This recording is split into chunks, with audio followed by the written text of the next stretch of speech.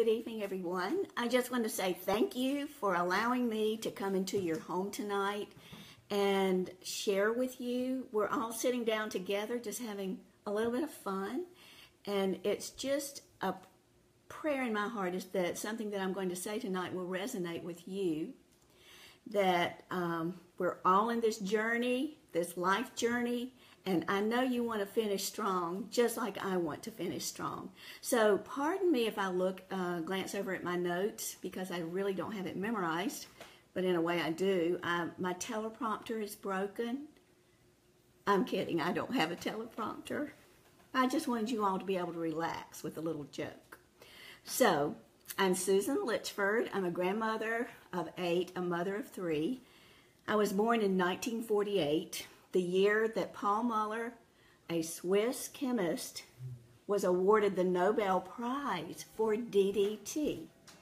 It was a revolutionary pesticide that the crop yields were incredibly increased because the bugs were dead. Until the 1960s, DDT was also used in those mosquito trucks that some of you who might be near my age will remember, as they went through the neighborhoods and sprayed for mosquitoes.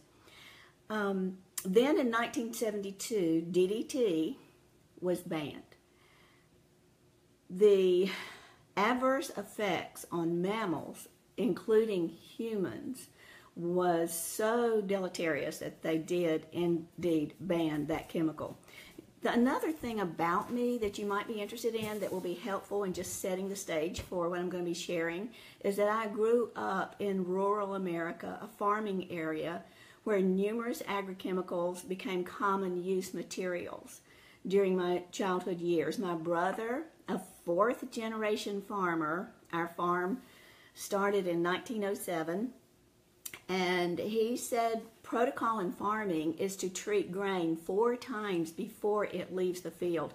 The corn, wheat, whatever is genetically modified to survive the glyphosate type product, which we call Roundup Ready. Then common practice is to spray with a fungicide, then a pesticide, and then to use agrochemical fertilizer to fertilize the corn, and it will be absolutely gorgeous corn, of course, with weed-free fields. He's not allowed to take the manure from his dairy and spread it on the fields to fertilize them, which was common practice when we were children. The fragrance from the fields would flood the school buses. We would ride home with the windows wide open. So that's no longer allowed. So another thing, so that was kind of part of my background history. Another thing, in my family, I do not remember any relatives who were crippled. My grandmother was a genealogist, and she shared with us our family history and things about the people in our family. I don't remember anybody who was sick with the things with which I'm afflicted or the symptoms which I later developed.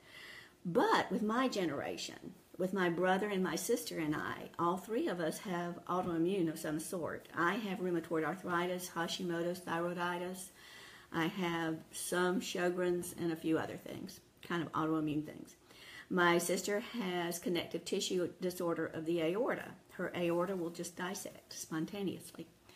And my brother had cancer, and then there's some gout and things like that. So,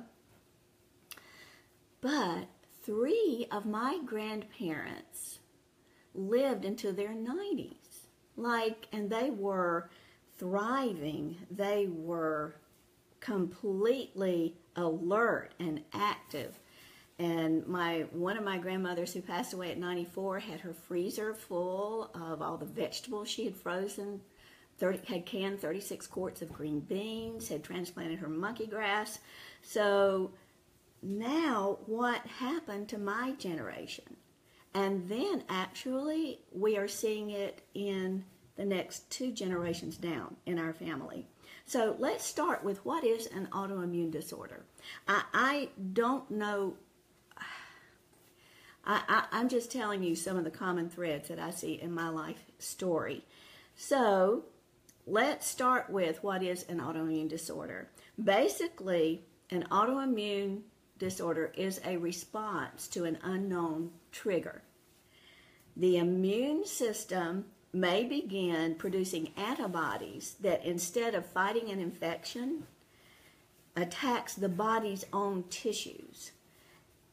Treatment for autoimmune diseases in my history has been to pull my immune system down, to reduce the activity of the immune system. Examples of autoimmune disorders are rheumatoid arthritis, lupus, multiple sclerosis, Graves' disease, Hashimoto's thyroiditis, psoriasis, lots more. At one point, one physician told me there were 100 different forms of autoimmune. So who gets it?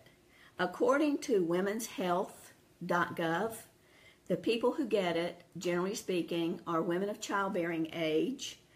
More women start it then. People with a family history. Some autoimmune diseases seem to run in families.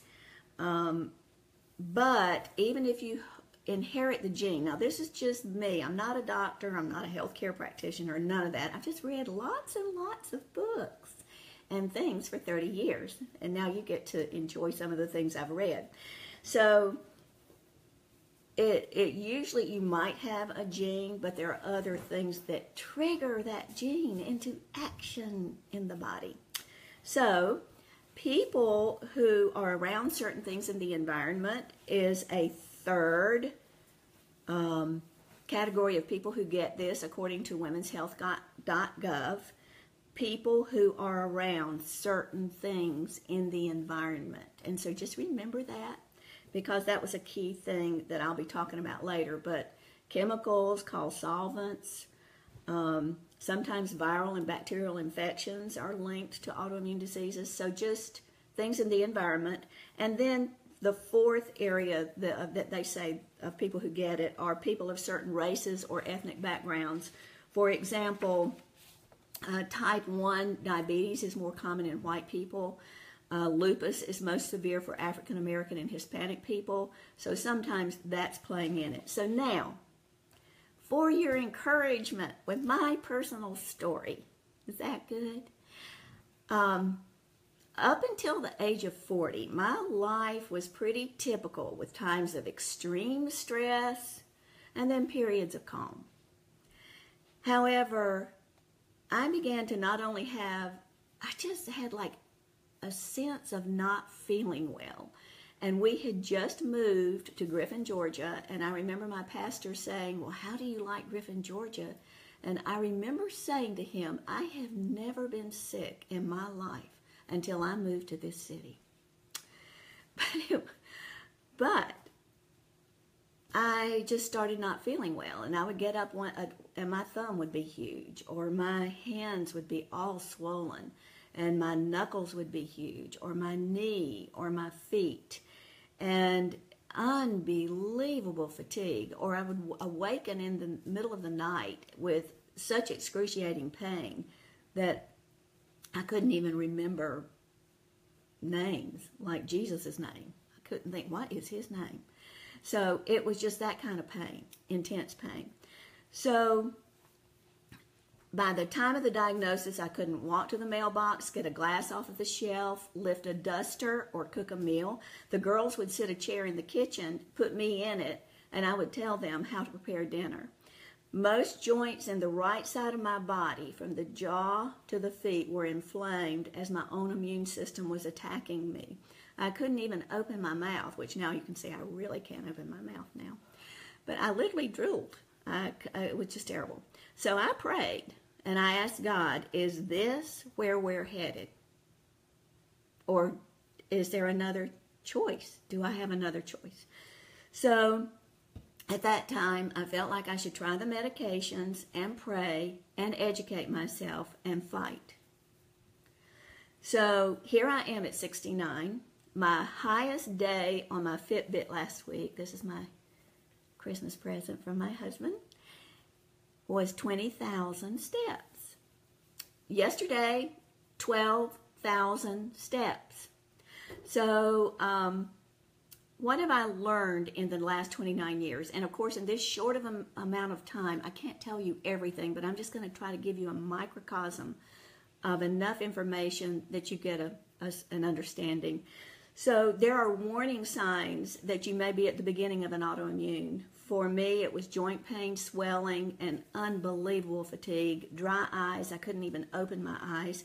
Some other things are weakness, tremors, weight loss, insomnia, heat intolerance, or cold intolerance, rapid heartbeat, recurrent rashes or hives, sun sensitivity, difficulty concentrating or focusing. That was huge.